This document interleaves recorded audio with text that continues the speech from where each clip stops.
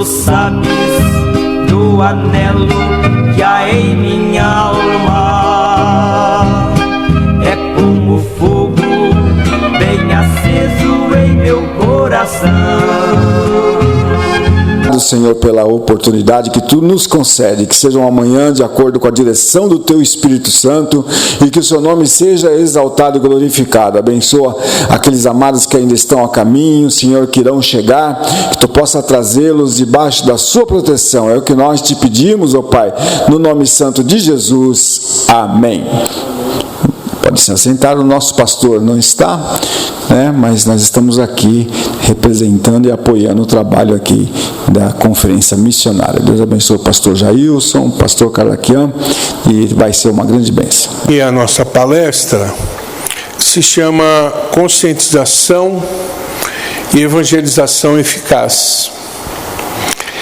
E conscientização, consciência, é a chave da transformação.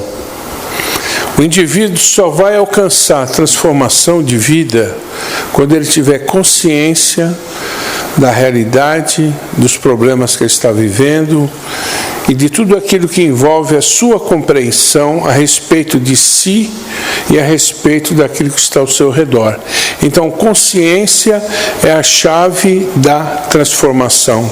Então, se você quiser ver alguém ser transformado, é necessário trabalhar a sua consciência, trabalhar a sua conscientização.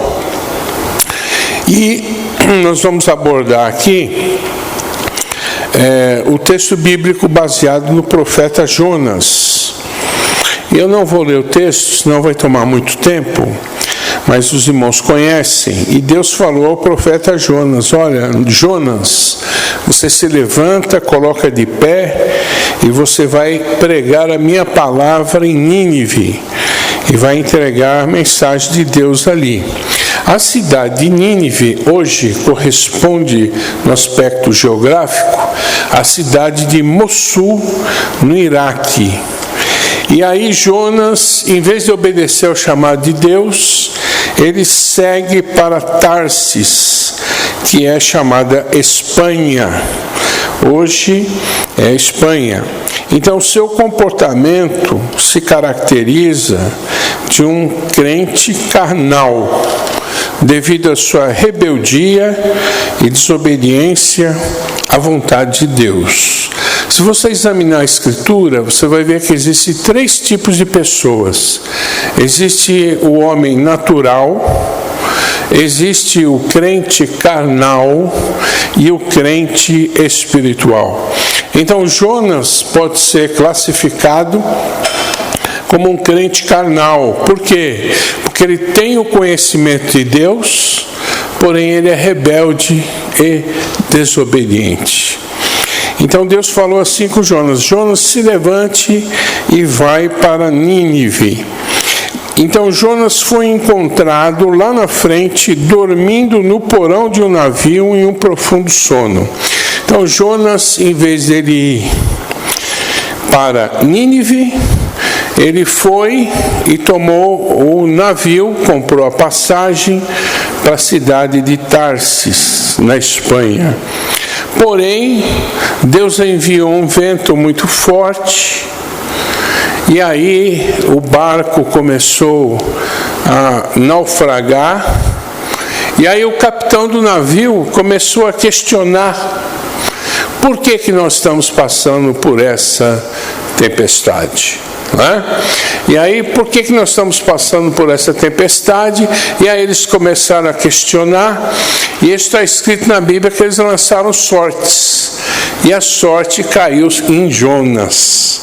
Aí o capitão do navio, diante daquele contexto, ele aborda Jonas, e Jonas está dormindo um sono profundo junto ao porão do navio. Então veja o que é inconsciência, veja o que é desobediência, veja o que é rebeldia. É um homem dormindo no porão de um navio. É a atitude inconsciente e irresponsável do profeta, que se negou a cumprir a sua missão em levar a mensagem de Deus para Nínive, e ele vai no sentido oposto para Tarsis. Como Deus vai trabalhar com uma pessoa desta maneira? É uma pessoa inconsciente. Por quê?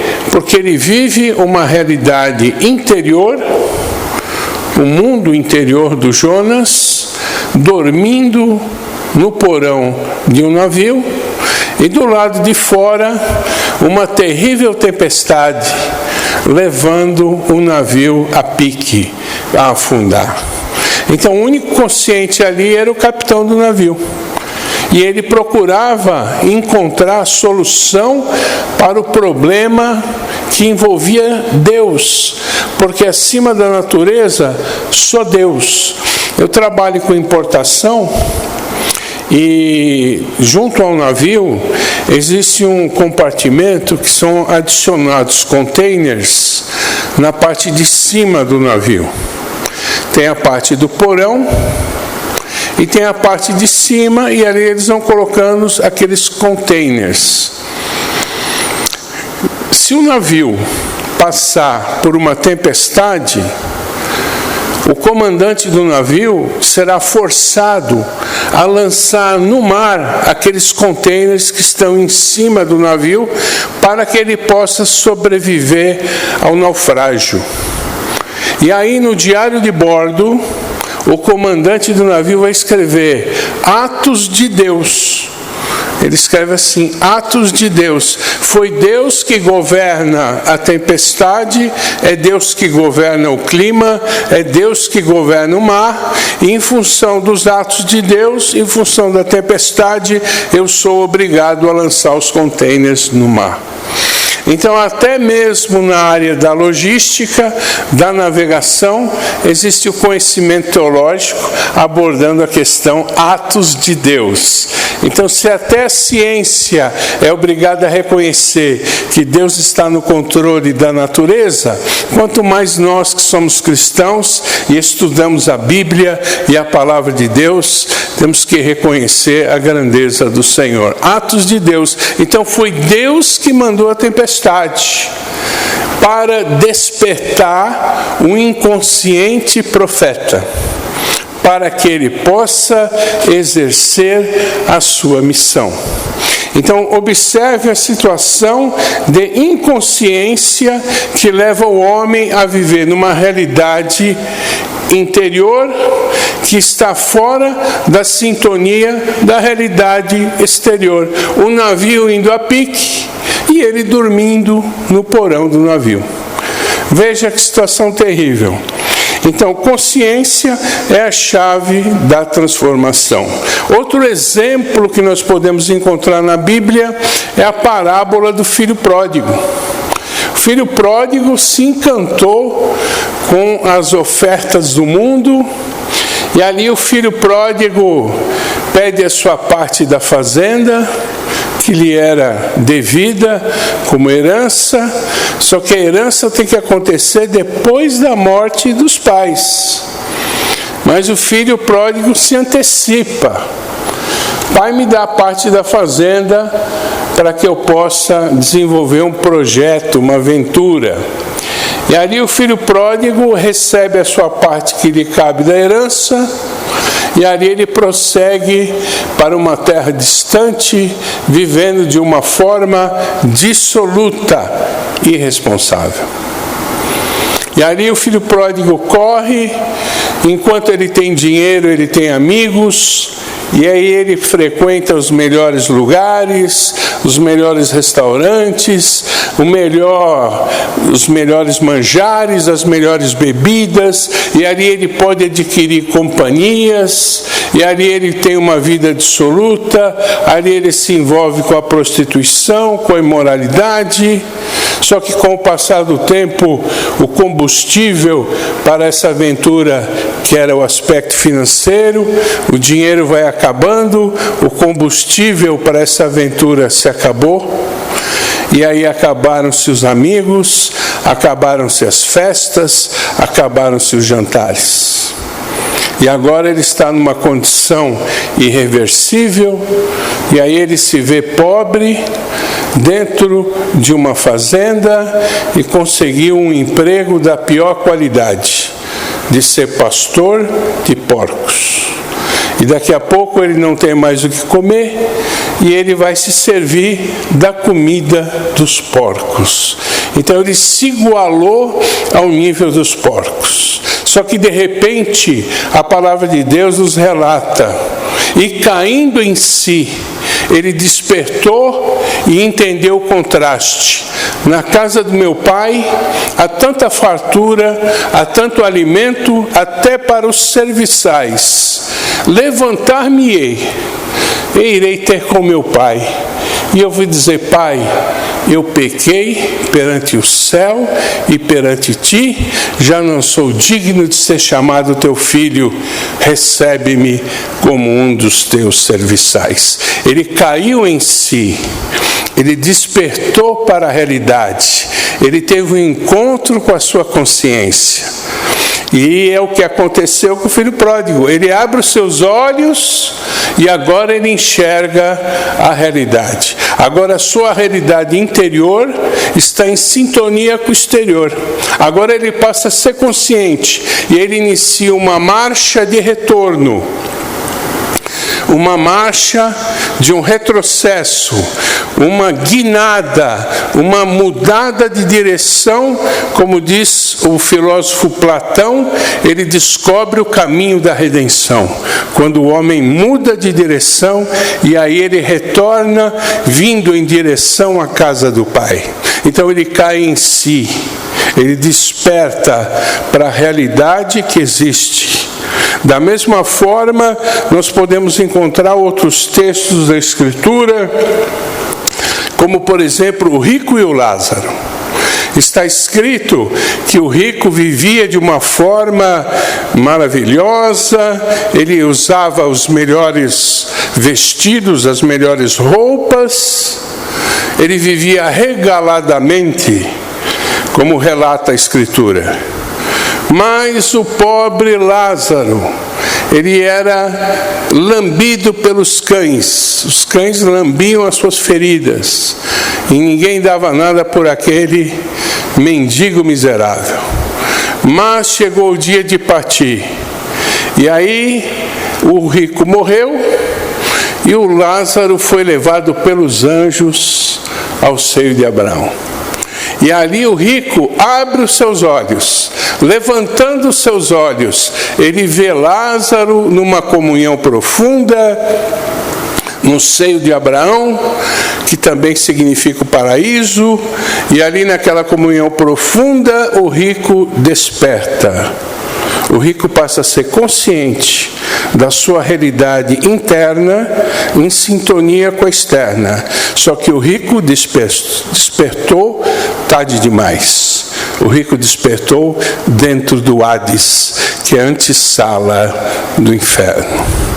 Abrindo seus olhos, ele acorda para essa realidade.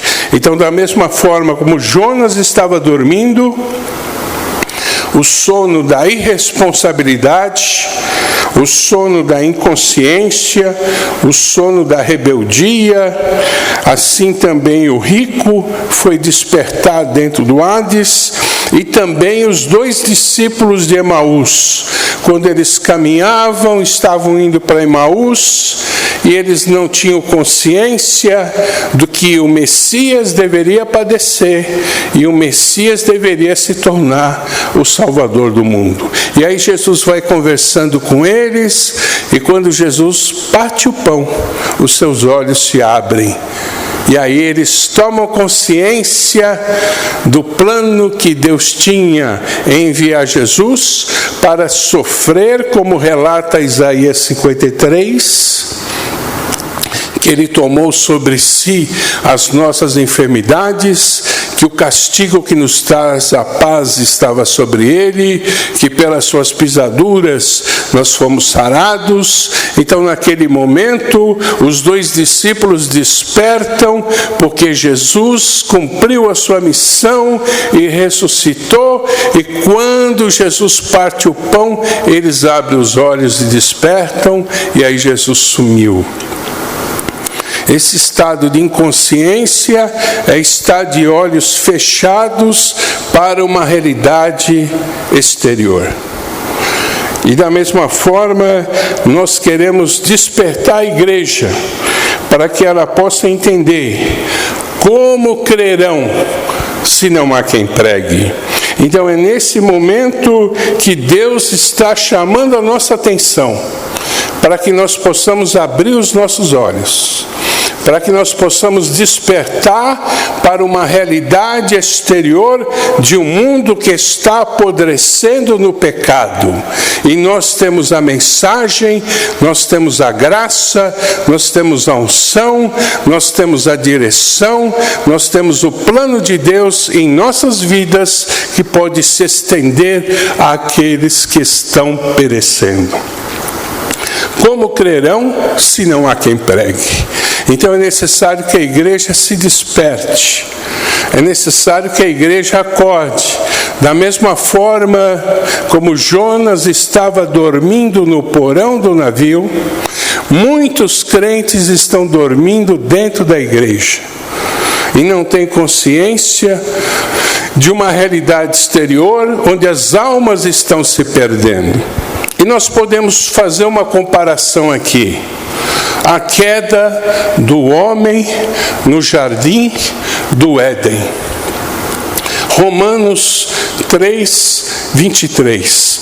Porque todos pecaram e destituídos estão da glória de Deus. Podemos ilustrar essa tragédia espiritual à figura da obra de Hollywood que se chama o Titanic. Todo mundo assistiu Titanic. Eu fiquei impressionado com o poder de comunicação que Hollywood tem. Você vai à China, as pessoas assistem o Titanic.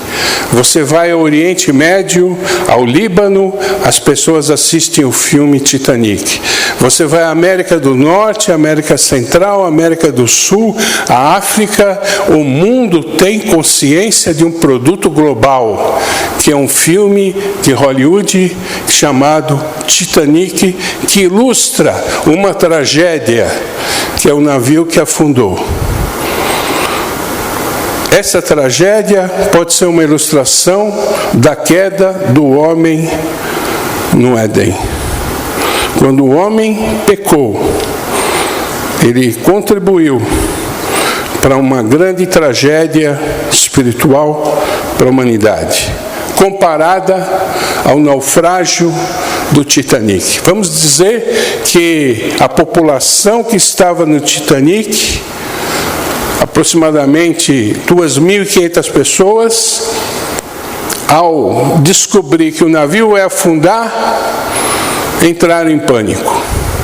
Um grande furo no navio, o navio era grande demais, o navio não tinha capacidade de manobra, havia nevoeiros, e o vigia que fica numa torre chamada Gávea, que é um cesto, que ele tem que contemplar os perigos do mar. Quando ele se deu por si, ele já viu o iceberg, porque a neblina lhe tampava os olhos. Quando ele viu o iceberg, passou o comando para o comandante. O navio era grande demais, com pouca manobra, o navio não conseguiu se desviar do iceberg e o navio se chocou. E um grande furo aconteceu no casco. Da mesma forma com a queda do homem. Quando o homem pecou, o homem contribuiu para o naufrágio espiritual da humanidade. E hoje nós podemos contemplar o navio afundando. Deve ser uma sensação horrível estar dentro do navio e ser comunicado que ele está afundando. E aí, de repente, as pessoas têm que colocar o colocar o colete de salva-vidas, e daqui a pouco as pessoas estão caindo no mar. Uns estão se afogando, outros estão congelando. Mas existem um pequeno barco, chamado bote de salva-vidas. E ali aqueles pequenos barquinhos são acionados e muitas pessoas vão entrando nos barquinhos para poder aguardar o pedido de socorro que foi enviado a algum navio que esteja na proximidade. Então algumas pessoas entram dentro daquele pequeno bote salva-vidas e muitos ficam ali, dentro do bote, a salvo do perigo, mas os seus colegas estão se afundando no mar. E eles não se importam em levar o bote para esses que estão se afundando, eles não se importam com o sofrimento alheio, e ali eles fecham os olhos e se aquecem e passam a ter uma atitude inconsciente para os que estão se afundando ou congelando no mar. Essa atitude inconsciente é a atitude de uma igreja que se esquece de evangelizar, que se esquece de estender a sua mão para aqueles que estão afundando no lamaçal do pecado, para aqueles que estão se afundando na idolatria, na feitiçaria, na imoralidade sexual, no mundo das heresias, aqueles que estão perdidos sem Deus. Isto é uma figura de uma igreja inconsciente, que não evangeliza, que não prega a palavra de Deus.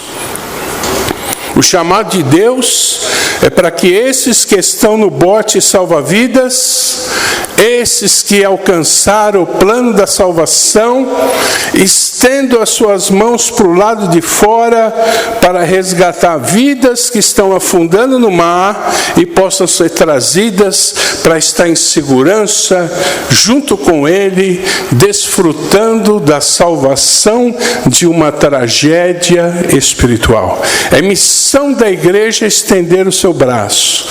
É missão da igreja estender a sua mão. É missão da igreja socorrer os perdidos. Mas para isto é necessário estar despertado. Para isto é necessário estar acordado. Para isto é necessário estar consciente de uma realidade exterior, que o mundo está perdido no pecado, e de uma realidade interior, que você também era perdido, mas que o Senhor te alcançou, o Senhor te libertou, e agora o Senhor quer te usar como instrumento de salvação para a humanidade. Contempla a tragédia espiritual. O barco espiritual da humanidade está furado. O navio vai a pique. As almas estão se perdendo e muitos estão dormindo no bote da salvação, sem estender as mãos para os caídos, sem estender as mãos para os que estão se afogando no mar. Uma igreja consciente tem que despertar, estender a sua mão e sair das quatro paredes para pregar a palavra de Deus, para anunciar o evangelho de salvação, para ministrar uma palavra de vida, de esperança e de alegria para os que estão tentando sobreviver ao naufrágio espiritual, à queda espiritual do homem. Como crerão se não há quem pregue? E o apóstolo Paulo, ele nos exorta na sua epístola aos Efésios, dizendo: desperta, tu que dormes, levanta-te dentre os mortos, e Cristo te esclarecerá. Então, para que o evangelho seja pregado, para que as almas sejam salvas, para que a palavra de Deus seja anunciada, é necessário despertar de um sono espiritual. É necessário estar consciente que o mundo está perdido e que você tem a mensagem e a oportunidade de salvação. Desperta, tu que dormes. Torne-se consciente da sua missão. Abra os seus olhos, prepare os seus ouvidos, prepare a sua boca para anunciar a mensagem de salvação. Faça como aqueles que estendem a mão para aqueles que estão no bote salva-vidas, para aqueles que estão afundando no pecado, para que eles possam ser resgatados e possam ser colocados em segurança ao seu lado, desfrutando do plano de salvação executado por uma pessoa que se chama Jesus Cristo. Jesus Cristo é o primeiro evangelista. Jesus Cristo é o pioneiro na evangelização, porque ele cumpriu uma missão celestial. Ele saiu do céu, dirigiu-se à terra para resgatar almas perdidas, fruto de uma tragédia espiritual ocasionada pelo pecado do homem, porque todos pecaram e destituídos estão da glória de Deus. Então é necessário estar consciente, é necessário despertar, acordar, abrir os seus olhos para uma realidade que está acontecendo do lado de fora e que você tem a resposta de Deus. É necessário despertar. E isto digo, conhecendo o tempo, que já é hora de despertarmos do sono, porque a nossa salvação está agora mais perto de nós do que quando aceitamos a fé. Romanos 13, 11. Então é hora de despertar do sono. O Jonas, que somos nós, quando nos negamos de anunciar a palavra, devemos despertar no fundo do navio, no porão de uma igreja, e devemos nos colocar em pé para anunciar a palavra. Paulo exorta Timóteo: por esse motivo, te lembro que despertes o dom de Deus que existe em ti pela imposição das minhas mãos. 2 Timóteo 1,6. Paulo está dizendo: Timóteo, desperte o dom que há em ti. Esse dom, carisma, palavra grega, comparado a uma chama, uma fogueira que ele precisa manter acesa com oração, consagração e santificação para a obra da evangelização. Então Paulo está dizendo: desperte o dom que é em ti. Paulo está dizendo: mantenha a chama do Espírito Santo acesa, para que você possa cumprir com o ministério que o Senhor Jesus te entregou. Então, manter essa chama acesa é como acender uma lareira. Os irmãos, aqui nós temos um país tropical, nós normalmente não temos lareira, mas nos estados do sul, onde há mais frio, existe lareira. E para você acender uma lareira, não é fácil. Você tem que comprar lenha, você tem que pegar um pedacinho de jornal, e você tem que iniciar aquele fogo, e até o fogo absorver a lenha, vai um tempo, e depois você tem que alimentar a lareira com mais lenha, para fazer com que o fogo permaneça aceso. Da mesma forma, a nossa vida espiritual. Nós temos que regar com oração. Nós temos que regar com jejum. Nós temos que regar com consagração. Nós temos que regar com santificação, para que esta chama da lareira espiritual continue acesa e o Evangelho possa ser propagado por onde quer que passemos. Se essa chama não estiver acesa, nós não conseguiremos pregar a palavra de Deus. Então você tem que se empenhar em manter a lareira acesa. Você tem que jogar mais lenha. E a lenha é a palavra de Deus. Nós temos que ler a palavra.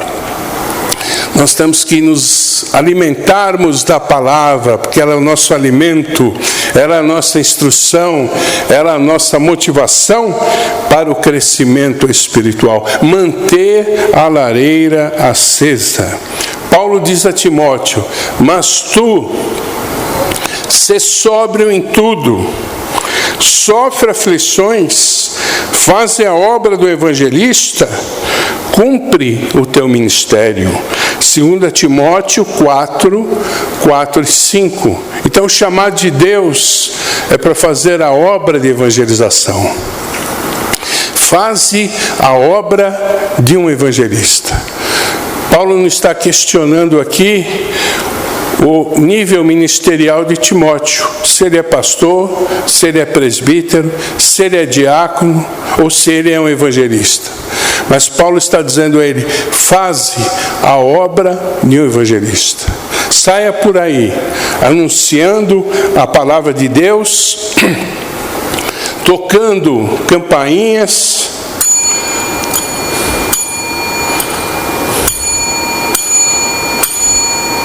batendo palma, indo de porta em porta, falando o que Jesus fez na sua vida. Toque campainhas, bata palmas, visite as casas, anuncie o Evangelho, prega a palavra, desperta o dom que há em ti, deixa a chama do Espírito te mover, te impulsionar, para que em amor você possa anunciar a palavra de Deus. Então desperta tu que dormes. Efésios 5,14. Levanta-te dentre os mortos. O chamado de Deus é sempre para levantar. Está escrito que o cair é do homem, mas o levantar é de Deus. Quando Deus se referiu a Ezequiel, Deus disse: filho do homem, põe-te em pé, que falarei contigo. Nesta manhã, Deus quer ver uma igreja de pé. Deus quer que a igreja esteja em sinal de prontidão, de obediência ao chamado de Deus. Então Deus relata a sua palavra assim: desperta tu que dormes, levanta-te dentre os mortos. Deus quer levantar nessa igreja evangelistas. Deus quer levantar nessa igreja missionários. Deus quer levantar nesta igreja pregadores da palavra de Deus. É Deus que levanta, é Deus que desperta, é Deus que move as águas para que nós possamos caminhar e podermos ganhar e restaurar e resgatar almas que estão sem Deus, almas perdidas, almas que têm sede do Evangelho, sede da palavra de Deus. Eu glorifico a Deus pela obra que o Senhor tem feito. Eu me lembro que nós fomos evangelizar ali no Jardim Silvia. O irmão Jailson entrou num bar, tinha 19 pessoas. Ele entrou debaixo da unção de Deus naquele bar. E quando ele começou a falar, parou a sinuca, parou a cerveja, 19 pessoas se voltaram para o Jailson para ouvir a mensagem de Deus dentro de um bar, para a glória do Senhor. Da mesma forma, eu estive no açougue E eu fui comprar carne e comecei a conversar com o açougueiro, e eu me lembrei da palavra de Deus, e o Espírito Santo me tomou dentro de um açougue. E eu dei um grito e preguei a palavra de Deus dizendo: o salário do pecado é a morte. Dentro do açougue. Aí o outro respondeu: e o dom gratuito de Deus é vida eterna por Cristo Jesus. Tinha um dos açougueiros que era do Madureira, evangelista, não estava congregando, mas a palavra de Deus trouxe um despertamento dentro do açougue. Então Deus quer raiar sua luz dentro do açougue. Deus quer raiar sua luz dentro de um bar. Deus quer raiar a sua luz, como aconteceu com Jesus em Mateus capítulo 4, uma alusão ao profeta Isaías. O povo que estava sentado em trevas viu uma grande luz. Jesus se manifestou como um holofote da glória de Deus na Galileia. E assim, assentados em trevas, eles viram uma grande luz, porque Jesus se colocou de pé, como está escrito: desperta tu que dormes, levanta-te dentre os mortos. Você está vivo no meio de mortos. Você está ressuscitado pela obra e pelo poder do Espírito Santo. Deus te colocou de pé, como relata Efésios 2. E vos vivificou, estando vós mortos em ofensas e em pecados,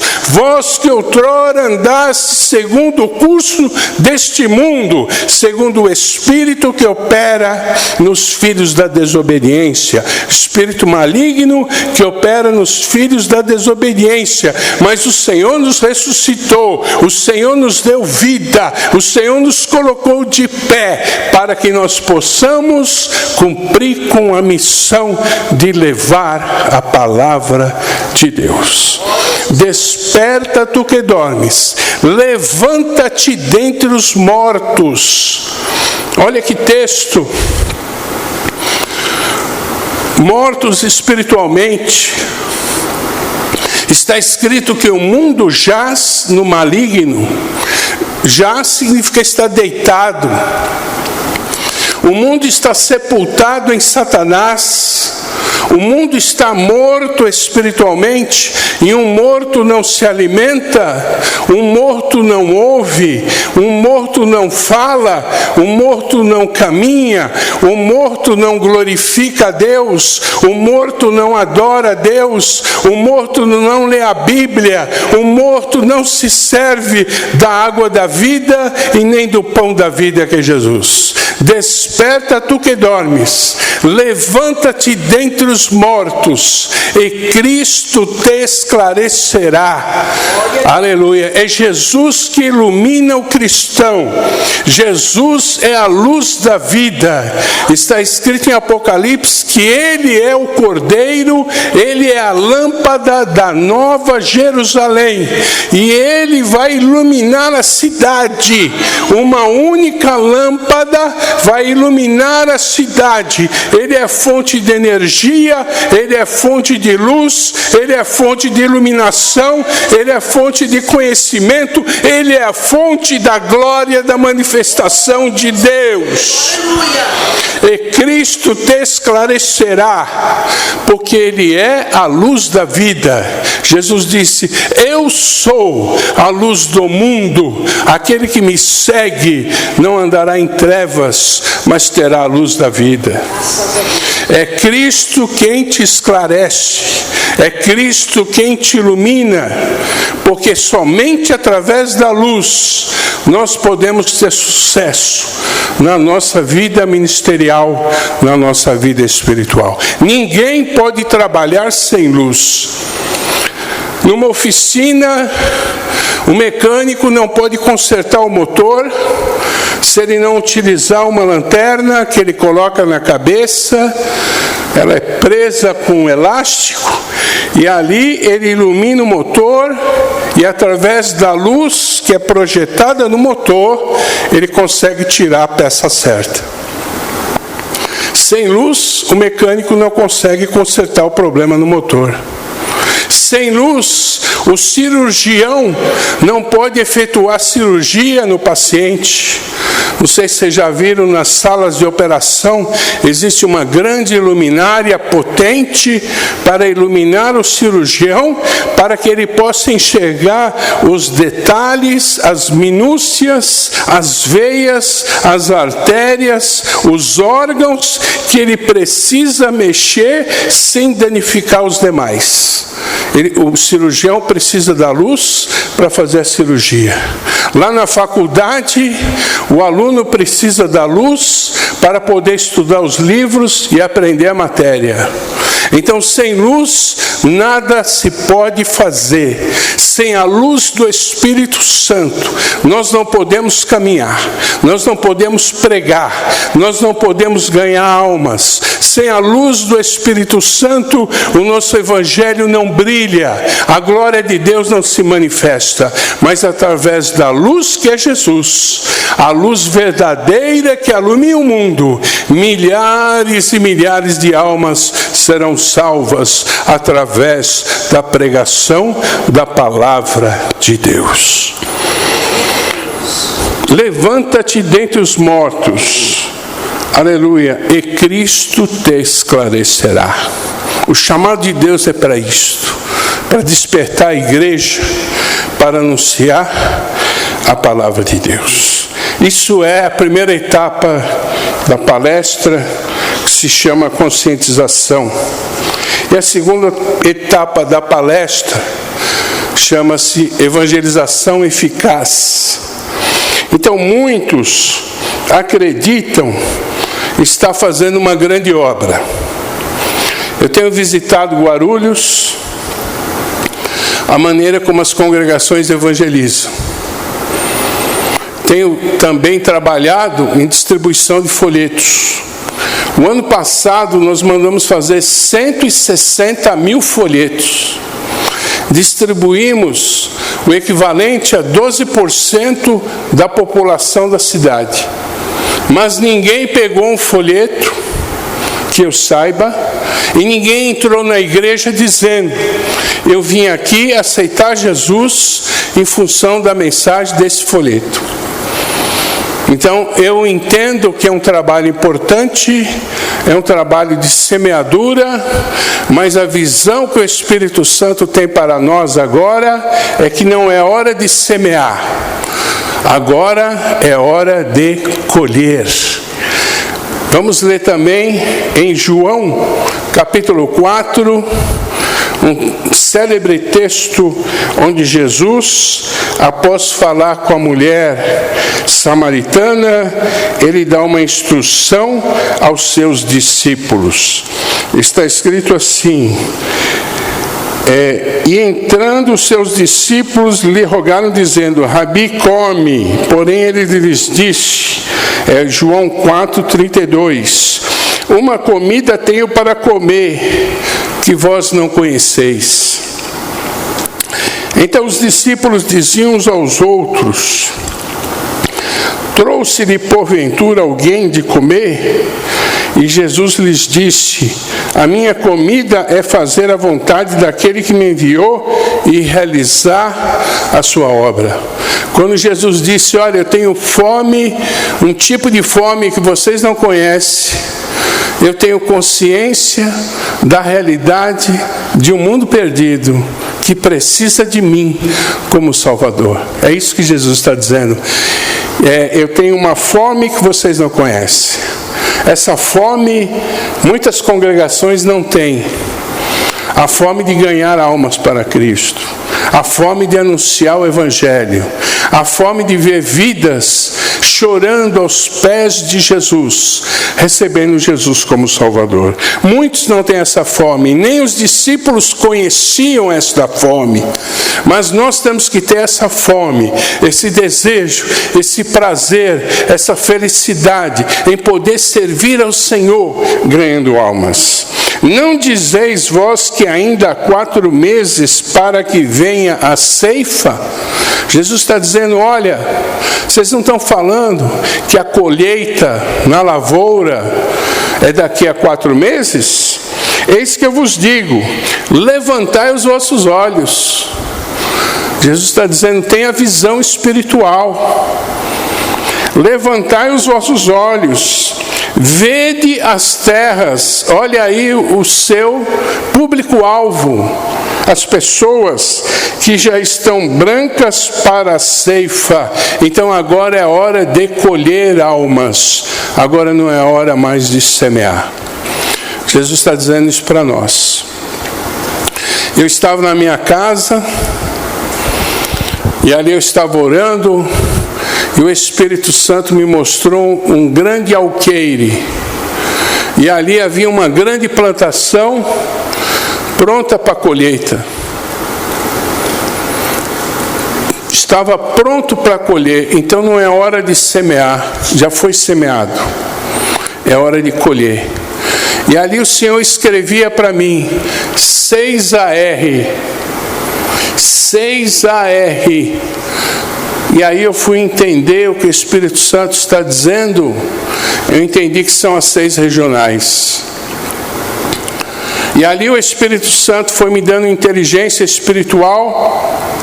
E aí eu fui buscar um mapa do município de Guarulhos, que aqui está.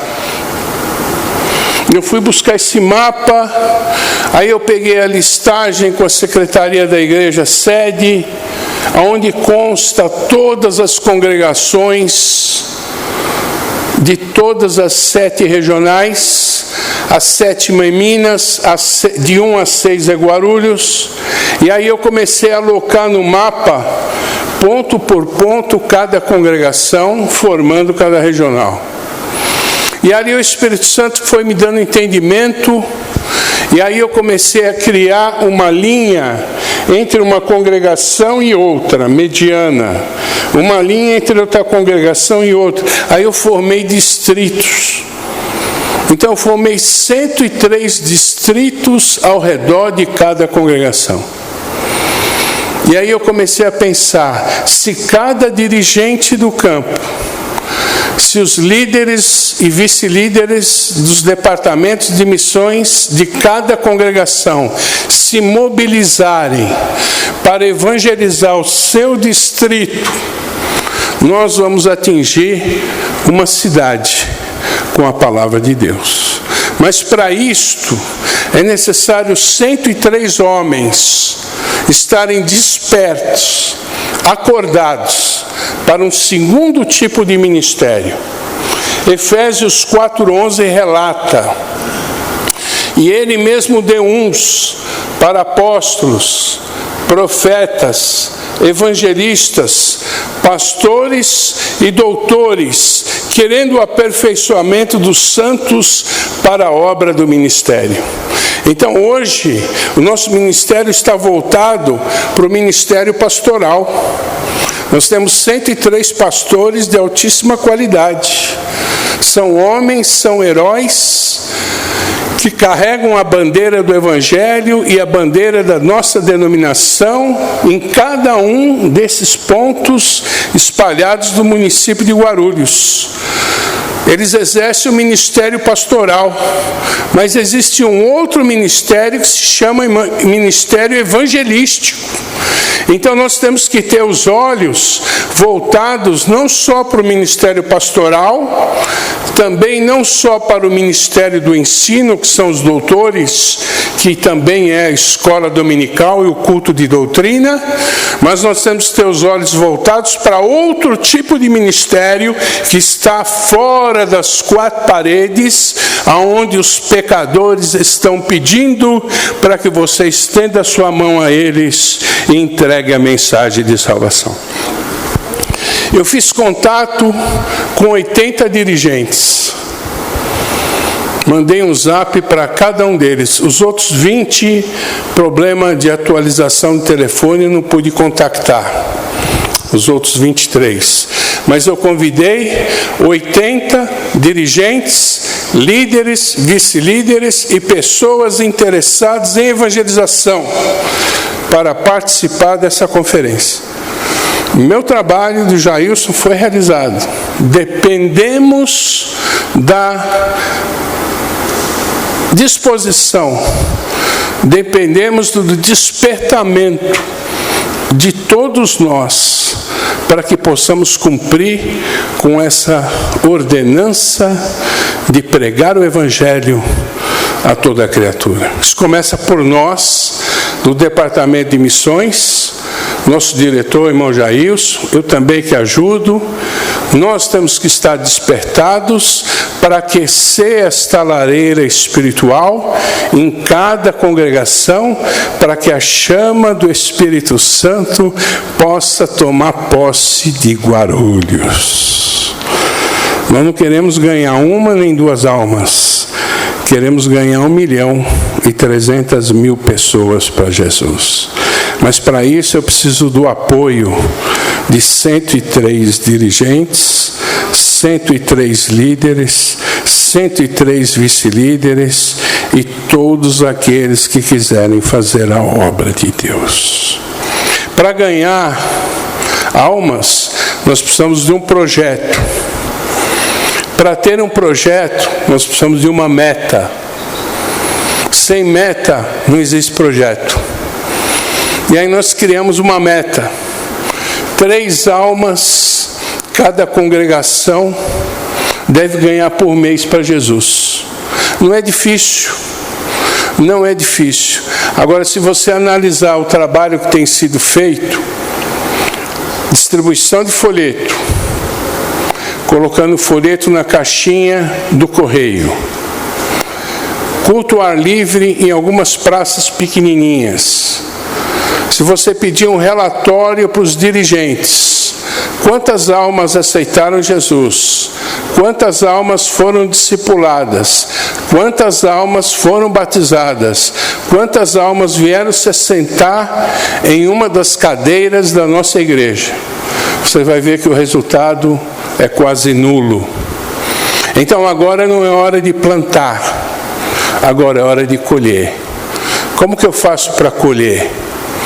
Eu vou ter que ir de porta em porta. Como está escrito em Atos, vamos ler Atos 5:42. Eu vou ter que ir de porta em porta, anunciar a palavra de Deus, visitando lares, batendo palmas e pregando o Evangelho em nome de Jesus. Então nós estamos trabalhando dessa maneira e Deus tem nos dado graça. Atos 5:42. E todos os dias, no templo e nas casas, não cessavam de ensinar e de anunciar a Jesus Cristo. Então os apóstolos iam em todas as casas pregar a palavra de Deus. Também em Lucas, capítulo 10, Jesus envia os 70. E ali os 70 têm que ir às demais cidades ao redor. Caminhando pelas cidades, eles vão fazer o quê? Eles vão tocar a campainha, eles vão achar uma casa, e se aquela porta se abrir, se houver um filho da paz, a paz do Senhor vai descer sobre aquele lar. E vocês vão ser recepcionados ali dentro, e vocês vão ficar ali comendo daquilo que for colocado diante de vocês, e também não andeis de casa em casa. Então ali os 70, em grupos de 2, deveriam adentrar as casas, pregar o Evangelho, curar os enfermos, expulsar os demônios e proclamar o plano de salvação de Deus. Evangelização de casa em casa, evangelização de porta em porta. Aí eu fui à empresa que fabrica mapas e eu pedi para confeccionar um mapa grande, do tamanho desse mapa, com o distrito de cada congregação. E agora o nosso plano é que o Departamento de Missões percorra rua por rua, porta por porta, casa por casa, pregando a palavra de Deus e anunciando o Evangelho. Essa é uma modalidade eficiente de pregação do Evangelho. A outra modalidade que nós vamos ter é agora com a banda. A banda vai sair, vai circular Deus vai segurar essa chuva, a banda vai sair, vai circular, as casas que se abrirem para ouvir a banda passar, nós vamos até elas anotar o seu nome, o seu WhatsApp, o seu endereço. Em um momento posterior, estaremos agendando uma visita para a pregação do Evangelho. Aí eu elaborei esse livro, um livreto, que aborda evangelização e discipulado. Ele vai ser distribuído gratuitamente para os irmãos, para que os irmãos possam ter acesso a 12 passos para abordar um lar, 6 mensagens de calçada, mensagem de 5 minutos, onde o púlpito é na calçada, e ali você tem um versículo, um comentário e faz um apelo para ver se é possível orar. E após a oração, você deve perguntar: você se agradou da nossa visita? Você gostou da nossa mensagem? Nós poderíamos retornar em outra ocasião? Se a resposta for sim, você preenche a fichinha e agenda a visita e começa a visitar os lares. Fizemos o primeiro trabalho dessa natureza aqui na sede da Regional 2. Amém? Fizemos esse trabalho na sede da Regional 2, aqui no Parque Santo Antônio. Reunimos 24 pessoas. Em 1 hora e 10 minutos, levantamos 11 fichas. 11 lares se dispuseram a receber as visitas para pregar o Evangelho. Então agora é hora de colher.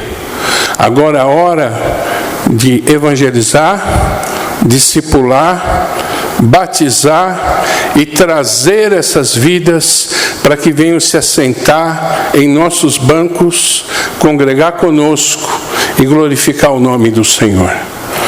Nós não precisamos viver apenas distribuindo folhetos. Nós temos que conquistar almas, trazer vidas de A a Z, salvas, libertas, batizadas, para que se cumpra a palavra de Deus. E de por todo o mundo, pregar o Evangelho a toda criatura. Quem crer e for batizado será salvo.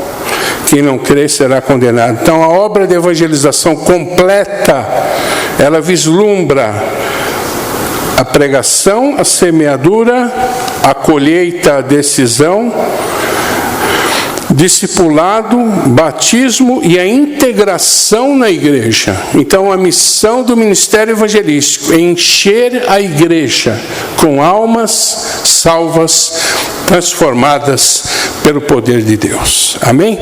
Então nós vamos distribuir esse material para todos vocês que ainda não o têm, para que vocês possam estudar e juntos nós vamos trabalhar, passando um treinamento para quem quiser. É só entrar em contato conosco. O nosso zap está na última página, na primeira e segunda também. E ali vocês podem nos chamar e nós vamos dar uma instrução para vocês gratuitamente para a honra e glória do nome de Jesus. Amém? Quem gostaria de receber esse material, nós vamos distribuir agora. Pode distribuir? A banda já está à posição. Está tudo aí. Então vamos ficar de pé, vamos orar e finalizar essa parte. Vamos convidar o Paulo Ramos. Vem fazer uma oração aqui, finalizando essa parte. Eu espero que os irmãos entendam que a evangelização eficaz, ela termina na integração do membro na congregação. Não é apenas distribuir folheto ou fazer culto em ar livre, mas é discipular e levar almas para Cristo. E isto é de porta em porta ou culto nos lares. Amém? Vamos orar com o irmão Paulo. Amém, irmãos? Vamos orar. Senhor, nosso Deus e nosso Pai, nós te agradecemos por esta manhã, Senhor, por tudo que foi dito, por tudo que foi falado. Senhor, que o Senhor, através do Teu Espírito Santo, possa nos ajudar, nos capacitando, Senhor, movendo os corações, porque diante das ações a serem feitas, Senhor amado, o Teu Espírito Santo é quem age, quem movimenta e quem salva, Senhor amado. Neste momento, abençoe a vida de cada um e que Teu nome venha a ser glorificado. Obrigado por este dia, por esta manhã. Abençoe para que durante o trajeto, Senhor, que será feito com a banda, não venha chover, e assim também Seu nome será glorificado. É o que nós te pedimos e no Teu nome nós te agradecemos. Amém, Jesus. Amém? Os irmãos podem pegar aqui esses livrinhos. Já? Então, vamos seguir com a banda agora, em nome de Jesus.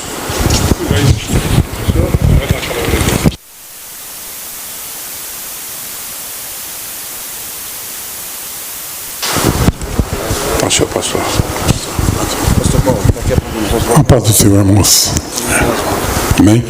Irmãos, nós vamos estar indo para a rua para evangelismo, mas o que acontece? Nós precisávamos de pessoas que tenham um jeitinho para conversar com as pessoas, para poder estar preenchendo a ficha. O nosso evangelismo, ele não é entregar o folheto, mas assim, uma base de dialogar com as pessoas e dizer que a igreja está aqui e o plano da igreja, o propósito da igreja é de auxiliar as famílias nas suas dificuldades. Então, assim, a nossa igreja está comprando e ela deseja estar auxiliando a sua família, se necessário for, sabendo que nós entendemos que no momento estão passando muitas aflições, muitas dores, muitos problemas estão acontecendo, e a nossa igreja ela não está isenta a isso. Então, se a senhora ou o senhor, né, no diálogo, estiver passando um problema, dificuldade, e precisar que a igreja, com o grupo, venha até a sua residência, ou vocês vão até a igreja para ser atendido, nós estamos aqui com essa missão. E a pessoa, automaticamente, ela pergunta como fazer. Então, é o momento de você fazer, bom, se desejar, nós podemos fazer uma fichinha aqui, um compromisso de estar no seu lar, ou que vocês vão até a igreja e lá vão ser atendidos por uma equipe. E para isso, nós precisamos de alguém aqui que tenha a habilidade para dialogar com as pessoas e preencher uma fichinha. Se alguns irmãos aqui desejarem, tem aqui o irmão pastor Silvano, por favor. Aqui, ele está com as fichinhas, ele pode orientar melhor para a gente ir para a rua, ok? E aí, o que acontece? Ele vai dar uma orientação, então um grupo vai trabalhar na calçada do lado direito, para dialogar com as pessoas que saem do lado direito, e um grupo no lado esquerdo. E vocês, muita atenção nas pessoas que vão estar saindo, que estão no portão, não deixe passar ninguém. E às vezes, de passagem, tem pessoa que está vindo pelo corredor, aguarda um pouquinho, conversa com ela, tem um diálogo com carinho. E depois, assim, a igreja vai ter um montante de fichas, um compromisso, né, feito com as pessoas para atender as pessoas no seu lar. Esse é o maior problema que nós temos tido. Porque nós temos igreja que nós já fizemos uma congregação do nosso campo, 84 fichas, mas depois as fichas vão para o lixo. E as pessoas que se comprometeram e disseram, vocês estão convidados para estar aqui no meu lar, elas depois ficaram esperando, e cadê a igreja? Então tem acontecido muito isso, tá? Faz as fichas, depois a igreja não tem grupos na igreja preparados para fazer o atendimento. Então, irmãos, por favor, quem puder fazer isso, por quê?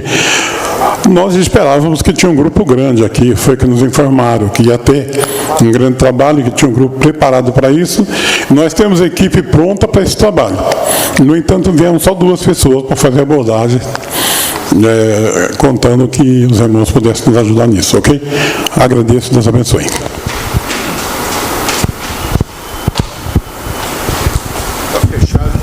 Oi, irmãos, quem está na frente, por favor, está fechado o portão da frente, né? Nós vamos sair dessa rua Silvio Barbosa, então a gente vai pegar isso aqui, ó, e retornar e sair de lá da frente, a saída de lá. E o Paulo vai estar com o mapa de todas as ruas que vão passar e nós vamos estar seguindo as orientações, tá bom? Então vamos lá, irmãos, acelera todo mundo, por favor. Quando terminar, a banda volta para o almoço e os diretores de missões da diretoria e diretor de regional e vice volta para almoçar aqui na sede.